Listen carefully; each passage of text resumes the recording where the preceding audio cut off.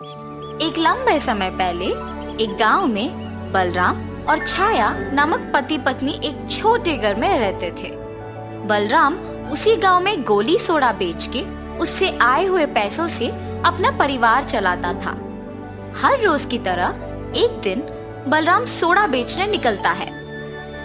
Soda soda रंग बिरंगी soda, एक गिलास सिर्फ 5 रुपए, आइए भाई आइए। ऐसे सोडा को बेचता है जब उसका बचपन का दोस्त सोडा पीने इसके दुकान आता है। बलराम, क्या मैं तुम्हें याद हूँ? मैं तुम्हारा बचपन का दोस्त हूँ। अरे हाँ वरुण, कैसे हो तुम? मैं ठीक हूँ, तुम कैसे हो? मैं भी ठीक हूँ। क्या कर रहे हो तुम अब? मैंने अपने बल पर एक साड़ियों का दुकान शुरू किया है। और तुम क्या तब से ये गोली सोडा ही बेच रहे हो? हाँ वरुण, इसमें क्या दिक्कत है? दिक्कत तुम्हें अभी नहीं नजर आएगा बलराम। फिलहाल तो ये सोडा बेचना ठीक ही है, लेकिन आने वाला कल का क्या? अब सब कुछ बदल गया है बलराम। कुछ ही दिनों में लोग सोडा खरीदना बंद कर देंगे। तब तक तुम्हें कुछ और व्यापार शुरू कर लेना चाहिए, कुछ ऐसा जो गांव में पहले से नहीं है। नया व्यापार तो शुरू कर सकते हैं, लेकिन उसके लिए निवेश के पैसे कहाँ से मिलेंगे? अरे उसमें क्या, अपने कोई जान पहचान आदमी से थोड़े पैसे उधार लो, लाभ आने के बाद उन्हें उनके पैसे लौटा दो, हो गया। हाँ ये भी ठीक लग रहा है वरुण। ठीक है बलराम, मैं चलता हूँ। ऐसे कह के वरुण वहाँ से चला जाता है। बलराम वो पूरा दिन अपने दोस्त के कहे बातों के बारे में सोचते रहता है। मेरे दोस्त ने जो कहा वो ठीक ही कहा। अगर मैं भी उसकी तरह नया दुकान पहले ही शुरू कर देता तो आज का दिन ही अलग होता।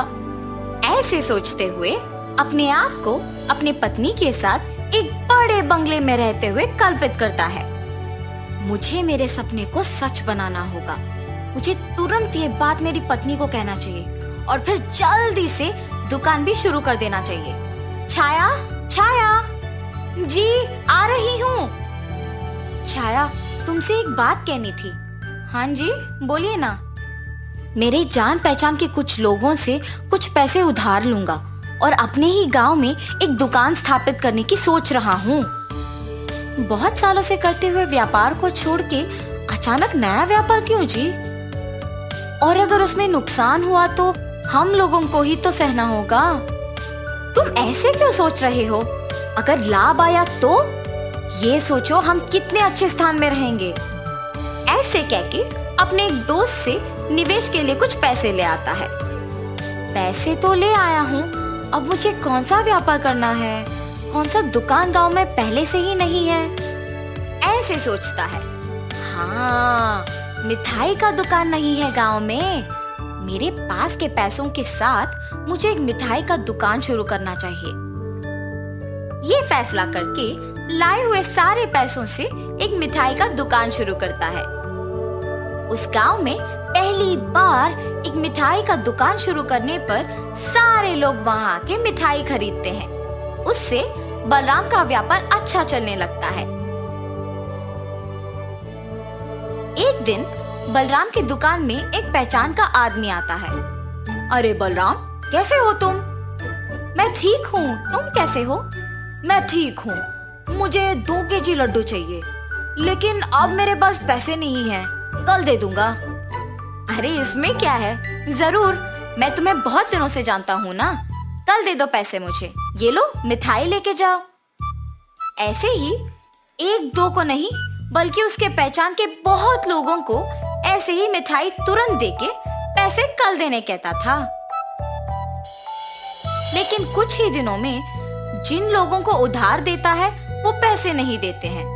उनके घर जाके पूछने पर भी वो मना कर देते हैं। इससे बलराम के व्यापार में नुकसान आता है और दुकान को बंद करना पड़ता है। दुकान के बंद होने पर बलराम बहुत दुखी होता है। कुछ काम नहीं करता है और घर पे ही रहता है।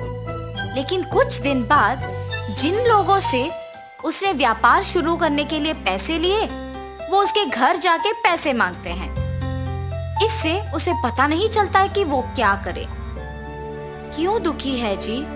आपके दुखी होने से कुछ नहीं बदलेगा। जो हो गया सो हो गया। ऐसे सोचिए कि भले के लिए ही हुआ है।